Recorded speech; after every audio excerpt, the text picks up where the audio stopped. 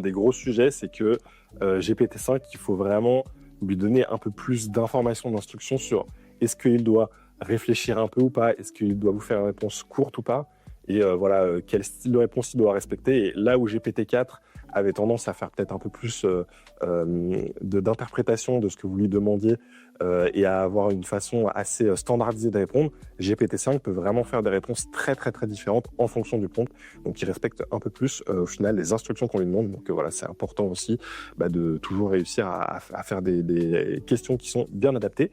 Et là, c'est un autre exemple que je trouvais intéressant qu'ils nous ont donné sur la progression de GPT, des différents GPT, où là, on lui demandait d'écrire un morceau de code en Python qui était maudit. Donc c'est plutôt voilà, sous la forme d'une blague, hein. Et GPT-4, lui, du coup, ne répond pas, parce que tout de suite, il se dit que voilà, c'est quelque chose qui a un but de nuire et il ne comprend pas un peu le côté humoristique qu'il y a derrière. Alors que GPT-5, lui, il a vraiment écrit tout un bout de code. Et en gros, dans le bout de code, il va s'amuser à remplacer la valeur de pi, par exemple, sur une fonction de mathématiques. Il va s'amuser à changer le système d'addition en un système de multiplication. Il va s'amuser à faire des réponses où il va répondre 42 à des questions où il devrait répondre autre chose. Enfin voilà, il a créé en fait un petit morceau de code humoristique en Python qui fait que du coup le code ne fonctionne pas comme il devrait fonctionner. Et donc il a un peu compris le côté humoristique qu'il y avait derrière tout ça. Et ça, voilà,